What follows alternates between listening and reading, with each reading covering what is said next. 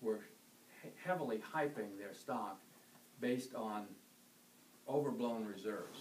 Part of that happened because the Securities and Exchange Commission changed the rules for reporting reserves.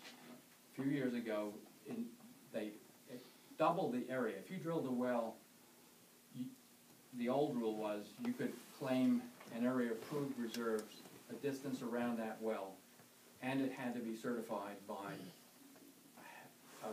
an accountant that specialized in, that had geological background and could verify that amount. The SEC changed two things. One, they doubled the distance, which is probably okay, but they removed the requirement to certify it. So the companies are self-certifying. So all of a sudden, immediately, the reserves doubled, and the stock prices jumped, and people started selling their stock and using that to drill some more wells to prove up more reserves that they could blow up, and started doing that. So I got concerned that the finances behind this are not real secure, and I'll go out on a limb and say I wouldn't be surprised if this turns out to be another Bernie Madoff type situation. Not a pyramid scheme. Ponzi scheme. Well, it's a unique Ponzi scheme, but yes, it's something. So you've got to take some of it with a grain of salt on the financial forecast. Somebody back there? Yeah, just got kind of a question I've been wondering about. Methane gas, is that in or around the reserves where they get the natural gas from? Methane, natural gas is methane. It is. CH4. Okay. From what I was understanding, that the hydraulic fracturing was to push the gas through horizontal layers of the shale, is that correct? The horizontal fracturing, okay, the shale is very dense, and the gas does not flow through it. It will trickle through over millions of years, but it doesn't whoosh out. If you drill a well down there, you'll get a little bit of gas right around the well, but unless you break up the rock, you're not going to get much after a few days. So what they do is drill down, and in order to expose a large area to the drilled pipe, they turn it horizontally, which is technically feasible and has been done for years in conventional fields. Go out, pretty much as far out as they go down. You can push them out about that far, sometimes more, sometimes less. And then around that, they'll perforate the pipe and put small holes in the pipe, and then block off an area and pump fluids in and fracture the rock. And I'm not going to get into emotional stuff about how bad the chemicals are and things like that, but various chemicals have to be used in order to physically push the sand into the rock to hold the rock apart. If you just put water in and relax it, the rock would close up and nothing would happen. So they have to push sand in, and to do that it takes gels and chemicals and things like that. And they would do that whole string of pipe, section by section, take the pressure off, and then let it all come up. And what comes up is what you put down plus what is naturally occurring down there, which is a very salty mixture that has dissolved in it any of the heavy metals and things like that, arsenic, lead, barium, chromium, things like that, that are naturally occurring down in the rock. What I was wondering was, it seems that there is a lot of naturally occurring methane gas in the water wells now here in this area. And I was just wondering if there's a connection vertically somehow from these. Probably not. There are two types of methane.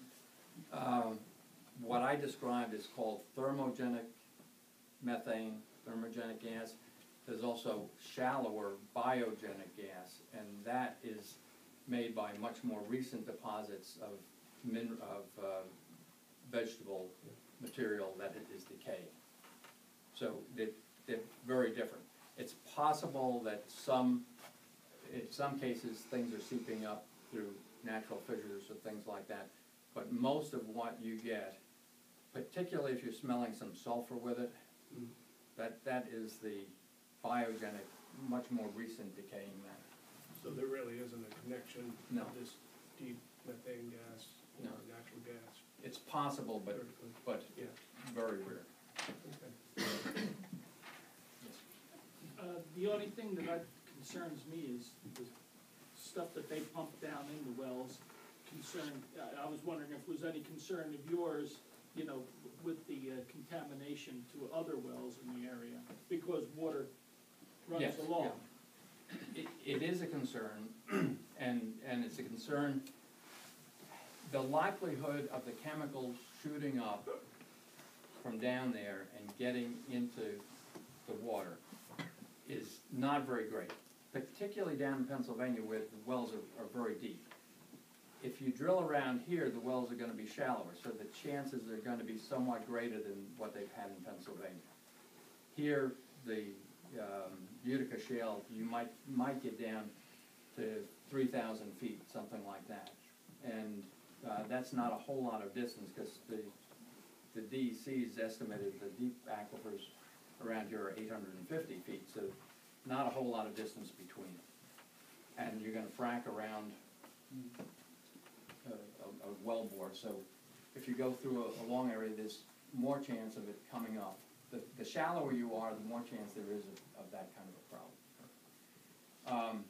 More likely that the fracking chemicals get into the water by spills on the surface. Truck rollovers while they're delivering it. It takes a lot to do a well. You're talking about 5 million, round numbers, 5 million gallons of fluids, and roughly 1% of that is chemical. And that's still a lot of chemical.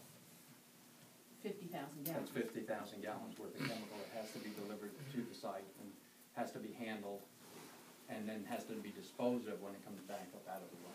And that's what it takes to do one well? You know how they have a well pad? Yes, And then they have multiple wells on the pad? Is it 5,000 gallons per well? yes. Now, some So companies, if you have a half a dozen on the pad, now you're talking about 30 million gallons and 300,000 gallons of yes, chemicals. and the DEC's own numbers have about 2,000 trucks for each well. After the first well, not quite that many, but a lot of trucks bringing the stuff in and out. Okay, we probably have time for one last question for this gentleman. Okay, see you, Kathy. Are you picking the question? No, you're in charge.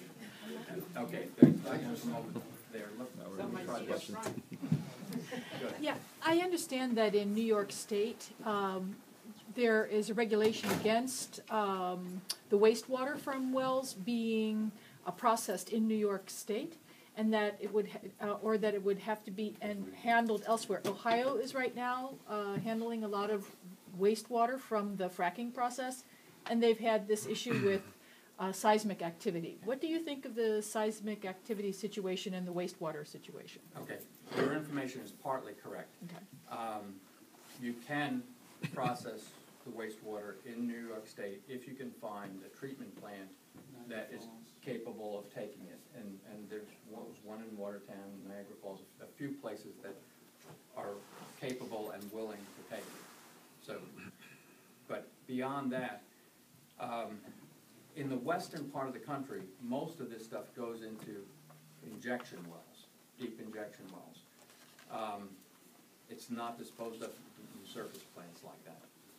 These surface plants that do handle it eventually dilute it down to the point where it's pushed into a river or into the Great Lakes.